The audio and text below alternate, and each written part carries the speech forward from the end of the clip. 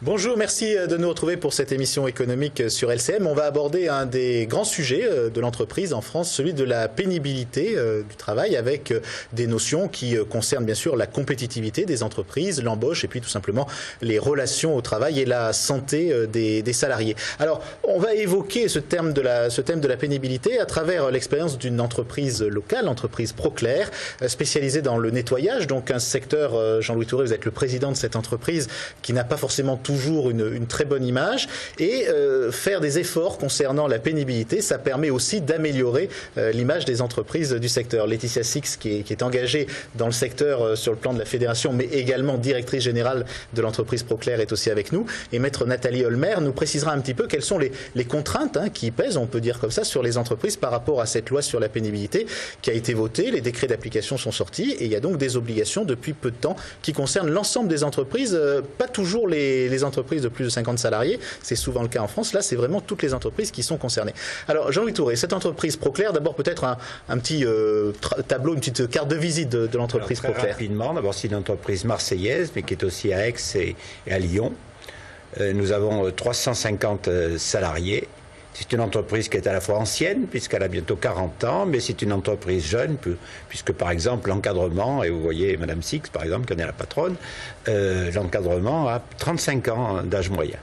Voilà, alors ça c'est la partie, disons, plus jeune, mais 350 salariés, il faut savoir que la moyenne d'âge, la moyenne de travail dans notre entreprise est supérieure à 7 ans. Et nous avons beaucoup lutté contre la notion de précarité, et donc nous sommes très attentifs à ce que nos salariés aient de plus en plus de travail, le plus longtemps, qui se rapprochent des 35 heures, et ce que l'on veut, et ce qu'il faut, c'est de gommer toutes les images qui sont toutes faites sur ce métier du nettoyage, qui est un métier difficile, technique et très humain. Et alors, on aurait pu parler aussi de la formation, puisque c'est très important, mais aujourd'hui on aborde le problème de la santé des personnes au travail, surtout que c'était des femmes qui sont souvent, elles, assez âgées, donc qui ont des difficultés physiques et qu'il faut faire très attention. Et donc, aujourd'hui, c'est tous les problèmes de pénibilité. Alors, à la fois, il y a la loi, et il faut la respecter, une loi très contraignante, mais également, c'est un désir que nous avons de bien la respecter, parce que nous pensons qu'en respectant cette loi, que je dis difficile, nous faisons progresser les choses. Donc Laetitia Six, en fait, dans votre entreprise, vous avez mis en place des process, vous avez réorganisé aussi l'entreprise, à la fois pour répondre aux exigences de la loi, mais également pour être un peu un vecteur de bonnes pratiques, notamment aussi vis-à-vis de vos clients, qui ont tout intérêt à avoir un fournisseur respectueux de ces exigences, qui sont autant des exigences éthiques que des exigences en fait légales et législatives.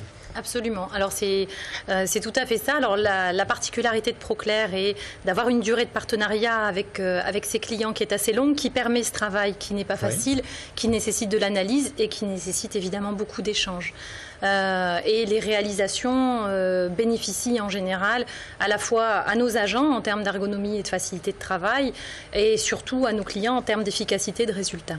Alors on va revenir sur les caractéristiques de cette notion de pénibilité qui est très difficile quand même à définir. D'abord, Maître Holmer, on va commencer par dire que là on ne parle pas de ce qu'on appelle les risques psychosociaux qui ont abouti à des véritables drames dans des grandes entreprises parfois. Là on parle réellement des problèmes de santé sur des postes de travail, sur des charges à soulever, sur des mauvaises positions quand on fait un certain nombre de choses, notamment dans le domaine du nettoyage par exemple. Des gens qui sont accroupis alors qu'ils pourraient être debout. Ce sont des situations qu'on pourrait qualifier d'objectives, si vous voulez, par rapport aux risques psychosociaux qui sont par ailleurs réglementés de manière différente ou abordés de manière différente pour protéger la santé des salariés dans l'entreprise.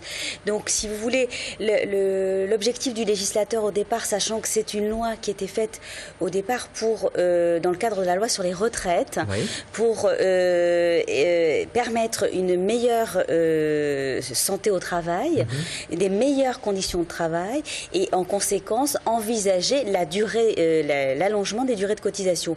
Alors c'est pas le sujet aujourd'hui, mais ça fait émerger. C'est quand même la prévention en fait. C'est ça. C'est aujourd'hui de dire comment peut-on améliorer les conditions de travail, la santé des salariés dans le cadre de leur activité professionnelle à tout moment dans l'entreprise entreprise et par poste de travail pour que l'on puisse effectivement prévenir les maladies professionnelles, prévenir des accidents du travail et remplir une obligation qui est fondamentale en la matière, qui est l'obligation de sécurité de l'employeur, qui est une obligation de résultat.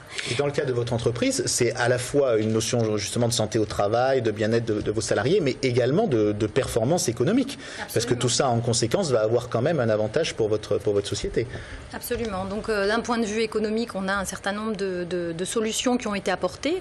La chimie, énormément, c'est-à-dire qu'aujourd'hui, les produits cancérigènes, mutagènes et reprotoxiques peuvent être facilement substituables, ce qui n'était pas le cas il y a encore 15 ans. Donc ça a été une avancée importante de choisir des produits qui peuvent ne pas engendrer de dommages toxiques à la fois aux agents qui vont les manipuler, mais aussi aux usagers des locaux qui vont y succéder, qui ont des écoles, des enfants, le personnel et un certain nombre de sujets.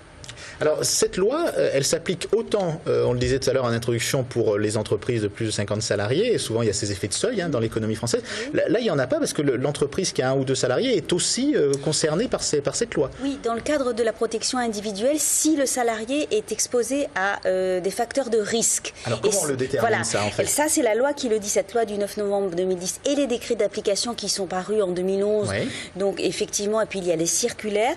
Et il y a, si vous voulez, 3 facteurs de pénibilité qui ont été recensés. Le premier, ce sont les contraintes physiques marquées. Alors, à titre d'exemple, il y a par exemple les postures pénibles définies comme des postures fondées sur des contorsions ou des articulations. Il y a des manutentions de charges lourdes, bien entendu. Les vibrations mécaniques. Ça, c'est le premier poste, effectivement, qui sont caractérisés par les contraintes physiques marquées. Et tout ça fait l'objet d'une définition de poste avec une fiche. Le salarié sait exactement... Alors, par exemple, pour chaque salarié, il y a pour lesquels on définit une exposition à un risque potentiel qui pourrait avoir des conséquences sur sa santé. La loi est très précise sur ce point. Ou qui pourrait être en contact avec un environnement physique agressif, c'est le deuxième point. Ou avoir un travail répétitif, un cycle de travail répétitif, c'est le troisième point. Eh bien, on établit une fiche d'exposition au risque, mais cela demande pour l'employeur, donc quel que soit le nombre de salariés, ça veut dire que chaque employeur qui est soit dans une activité, soit qui expose son salarié parce que c'est sa fonction à ces facteurs de risque qu'on qualifie donc de pénibilité, qui entraînent une pénibilité ou peuvent entraîner une pénibilité au travail, eh bien, on doit recenser ça dans une fiche individuelle. Alors qui suppose un dialogue avec les salariés, parce que je suppose que là, on est quand même dans une forme de dialogue social, comme on dit dans l'entreprise. Absolument, qui est indispensable pour trouver les bonnes solutions, parce que quelquefois, des bonnes pratiques se sont mises en place de façon isolée et par l'imagination des agents eux-mêmes, qu'ensuite, on a réussi à généraliser sur l'ensemble des sites. Il arrive que le salarié, non seulement ne soit pas forcément très, très conscient des risques qu'il encourt, mais quelquefois aussi, quand on lui parle de sécurité, il a peut-être tendance, parce qu'il estime que c'est plus facile pour son travail, ou que s'équiper prend du temps, à ne pas justement tenir compte de ces problèmes de sécurité. Donc vous avez une responsabilité, chef d'entreprise, par rapport à ça. Absolument. Et la prise de conscience a été une des étapes importantes du travail qui a été fait en interne. Ça a été la prise de photographie des situations de travail. Elle a permis aux agents qui étaient photographiés d'identifier les postures qui pouvaient être pénibles parce qu'elles n'en avaient effectivement pas forcément conscience à l'origine. Et ça les a aidés à se rendre compte que d'autres gestes pouvaient se substituer et contribuer à moins de fatigabilité vu l'exigence physiologique de nos métiers. Donc c'est un travail de longue haleine. Jean-Louis Touré, ce genre de travail, c'est ça qui permet d'améliorer à long terme l'image d'une entreprise et l'image d'un secteur?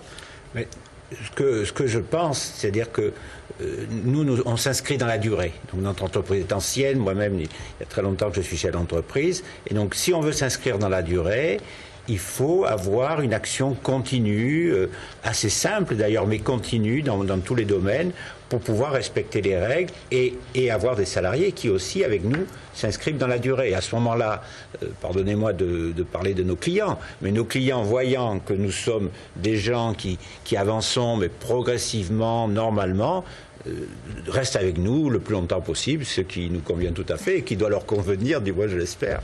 Vos clients sont très sensibles à cette démarche-là? Ils ont une approche qui est une approche uniquement prix, ou bien ce côté responsabilité sociale de l'entreprise est aujourd'hui quelque chose d'important? Aujourd'hui, la première approche est une approche prix. Et au fur et à mesure de la collaboration, on peut montrer que dans des coûts ou dans des actions qui sont limitées, on peut arriver à de grands résultats. Et surtout, on génère une motivation de par le respect qui est assez bien ressenti par les agents en communication interne, amène à faire des efforts qui les mènent quelquefois beaucoup plus loin que ce qu'ils ont souhaité au départ. Alors cette loi, Maître Olmer, donc mise en place depuis relativement peu de temps, puisque les contraintes, c'est à partir du 1er janvier 2012. Hein, voilà. Quels sont les risques qu'encourt une entreprise qui ne ferait pas ses fiches ou qui ne prendrait pas les précautions dont vous nous avez parlé? Alors, il y a deux types de risques, tout dépend des obligations de l'entreprise. Si on reste sur ce qu'on vient d'évoquer, c'est-à-dire la fiche individuelle d'exposition, là c'est une sanction pénale, c'est une amende contravention de la 5e classe qui est... ce qui veut dire en gros en gros 1 500 € d'amende par infraction constatée. Donc, si vous voulez... Donc, ça peut être par salarié, quoi. Par salarié. Par salarié qui, effectivement, ne bénéficie pas de cette fiche d'exposition, sachant que le salarié en a connaissance et peut intervenir pour faire modifier les choses, puisqu'il s'agit de sa santé et de quelque chose de personnel. Si on est dans le cadre de la deuxième partie de la loi, c'est-à-dire d'élaboration d'un plan d'action, ou bien d'un accord d'entreprise établi avec les partenaires sociaux. Dans cette hypothèse, effectivement, cet accord... Et là, qui concerne les plus de 50, hein, qui concerne les plus de 50, et pour les entreprises dont au moins 50% des salariés sont exposés, d'où effectivement le travail de Madame Six sur le diagnostic des salariés exposés, la prise des photos notamment, et l'analyse des situations et des postes. Mais là, il peut y avoir, si ces accords ou ces plans ne sont pas tenus... Si ces plans ne sont pas tenus, effectivement, et après mise en demeure, il y a quand même une mise en demeure de 6 mois, ce qui permet aux entreprises peut-être de réaliser les choses et de s'organiser. Il peut y avoir une sanction, effectivement, d'une pénalité des organismes sociaux de 1% de la masse salariale.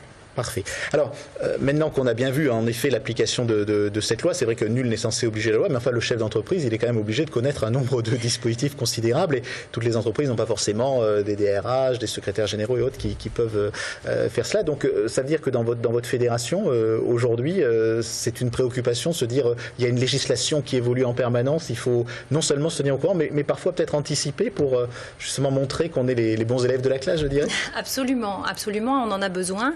Et la Fédération des entreprises de propreté a mis en œuvre un certain nombre de formations à destination des chefs d'entreprise, mais également à aider à un programme avec un financement européen sur des animateurs préventeurs de risques, avec un diplôme qui est reconnu par l'INRS et une formation qui a été suivie par Proclair en interne par son responsable qualité pour permettre de développer sur les sites la conscience du danger et la notion de risque.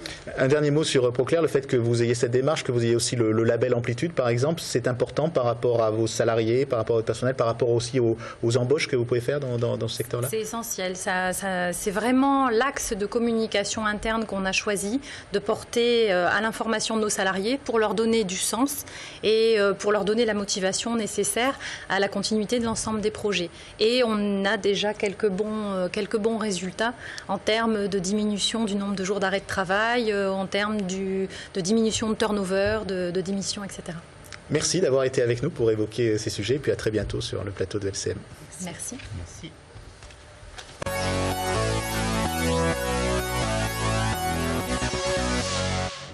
L'événement, c'est la 4e édition du salon Top TIC. TIC, c'est les technologies de l'information et de la communication. Salon qui se tiendra au Palais de la Bourse à Marseille le 16 octobre. Guy Ginsolin est avec nous pour nous en parler. Il est membre associé de la Chambre de commerce et d'industrie Marseille-Provence en charge de l'Open Data. Puis on va parler bien sûr de ce qui va se passer dans le domaine du numérique avec Marseille-Provence 2013, puisque Roch Giraud est avec nous. Il est directeur adjoint de la communication de Marseille-Provence 2013 et notamment donc en charge de ces questions sur le numérique. Alors 4e édition de ce salon. Avant de parler de ce qui va se passer spécifiquement en 2012 à Top TIC, l'historique et un petit peu, j'allais dire, le suivi des salons précédents. C'est un rendez-vous qui s'installe maintenant. Les entreprises viennent chercher des bonnes idées à cette réunion. Oui, c'est un événement qui est en place depuis plusieurs années, qui réunit les professionnels du numérique sur notre territoire, et qui prend de plus en plus d'ampleur et de notoriété. Et on est là dans une édition qui, je pense, sera d'un très bon niveau comme les années précédentes. Bon, il va de soi que souvent les grandes entreprises sont très structurées pour s'occuper de ces questions, des investissements, de la politique commerciale par exemple sur Internet. C'est peut-être moins le cas de la PME, de la TPE ou du petit commerçant. Alors, il y a quelques statistiques nationales qui montrent que les entreprises, de façon un peu moyenne en France, sont un peu en retard par rapport à leurs collègues et leurs homologues européens. Et donc ce salon contribue à je dirais, dynamiser le secteur du numérique et en particulier les applications destinées aux PME, aux TPE. Le monde de la culture, il est très, très friand de nouvelles technologies de l'information et de la communication, Roch Giraud.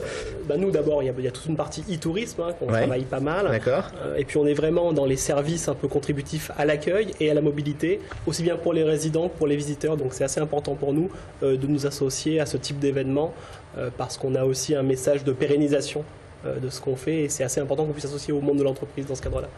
Alors, l'événement de 2012, ça sera le data. Expliquez-nous en quoi ça consiste. On a l'impression que Marseille ouvre l'ensemble de ces données et que du coup, ça va avoir une importance pour les acteurs économiques. Alors, le mouvement de l'open data est un mouvement qui est d'abord international, qui date de quelques années. Il y a aujourd'hui, je crois, 14 pays qui sont lancés dans ce mouvement. C'est en France...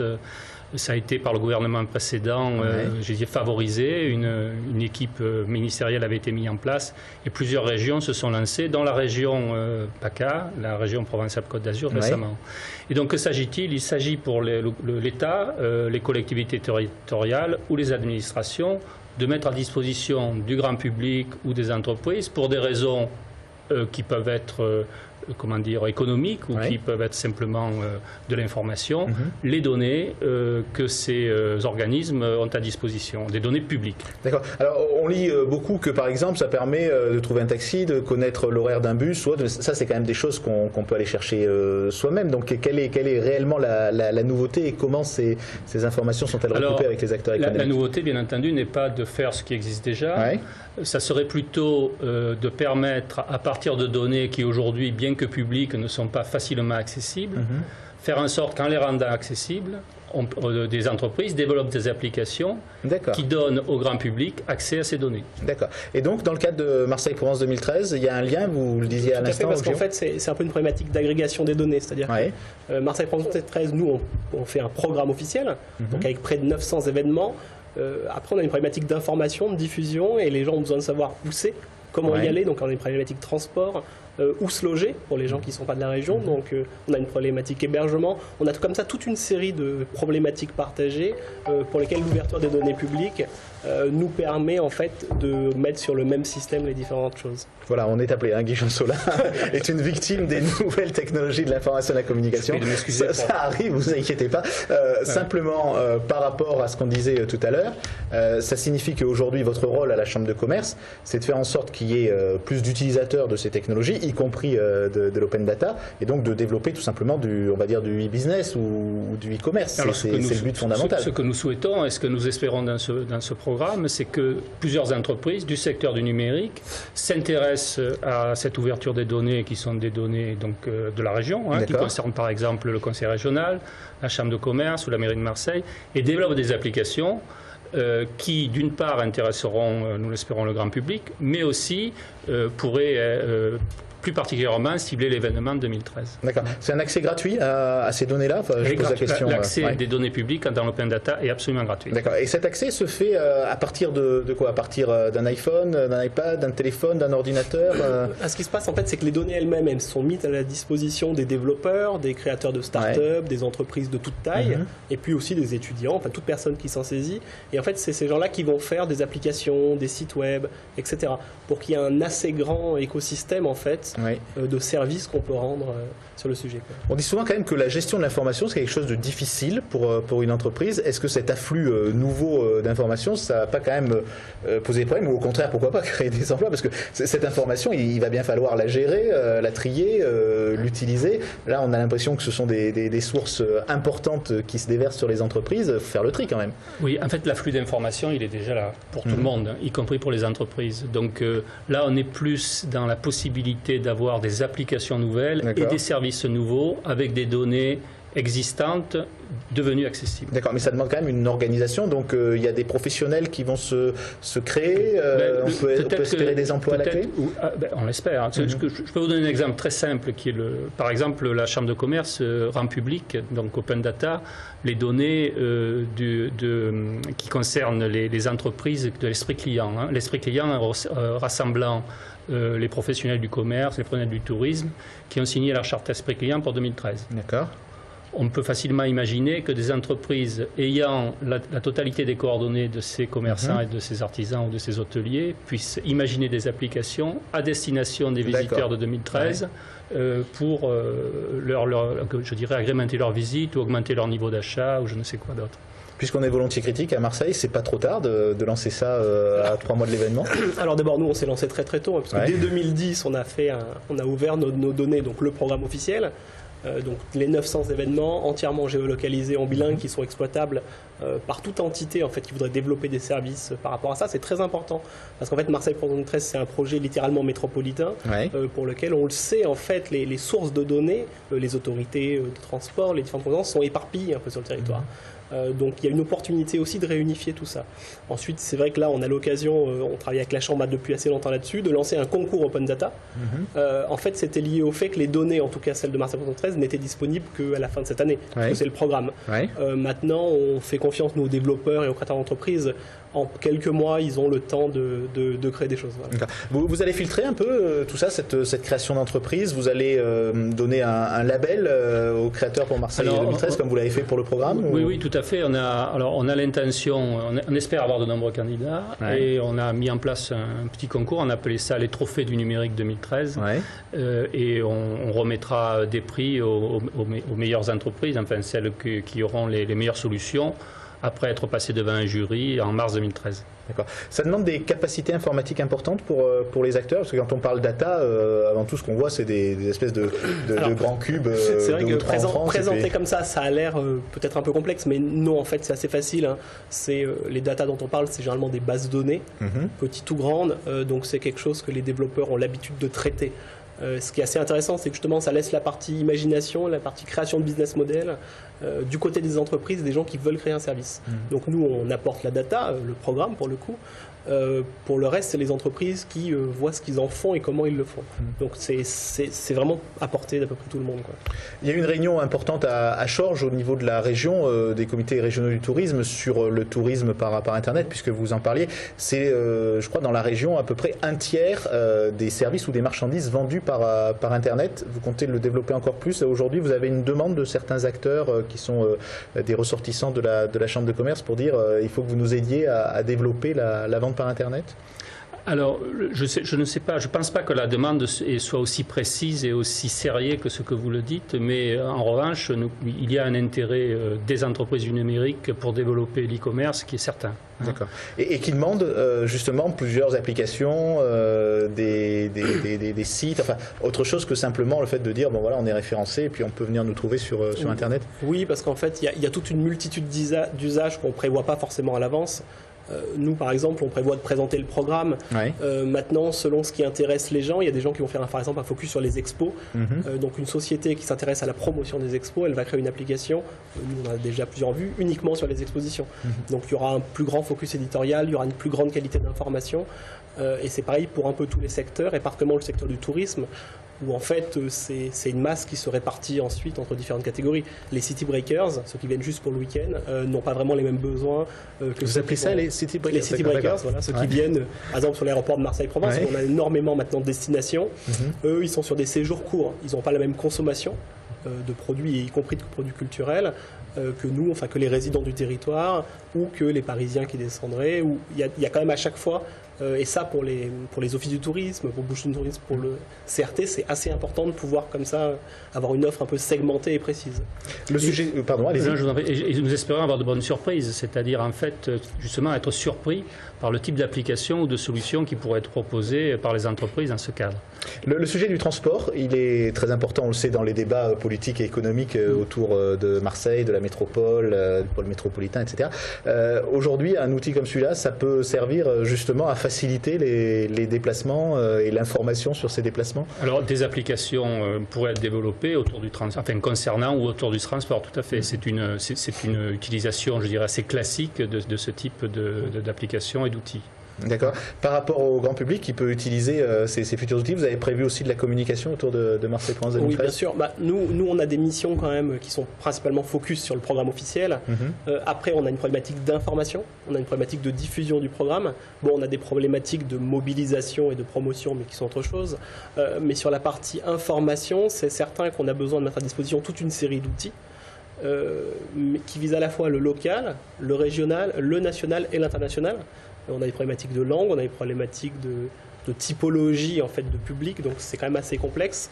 Donc pour nous, l'ouverture des données permet aussi On a un site internet qui est basé là-dessus, on a une application mobile qu'on réalise avec Orange qui est basée là-dessus, on a toute une série d'applications qui segmentent des publics, justement avec l'ouverture des données publiques. On travaille avec beaucoup de partenaires dans la Chambre de commerce ou Bouches-du-Rhône Tourisme par exemple qui auront leur propre application agenda, ce qui permet en fait de donner aux gens ce qu'ils attendent, sans que nous on réponde à leur place sur ce qu'ils attendent. Parfait. Écoutez, donc Top TIC mardi, et puis entrée libre, je suppose. Entrée libre, absolument. Voilà. Et la possibilité aussi de suivre donc ce qu'on fera, ce concours que vous lancez, c'est Awards de l'Open Data. Merci d'avoir été avec nous aujourd'hui. Merci, monsieur. À bientôt.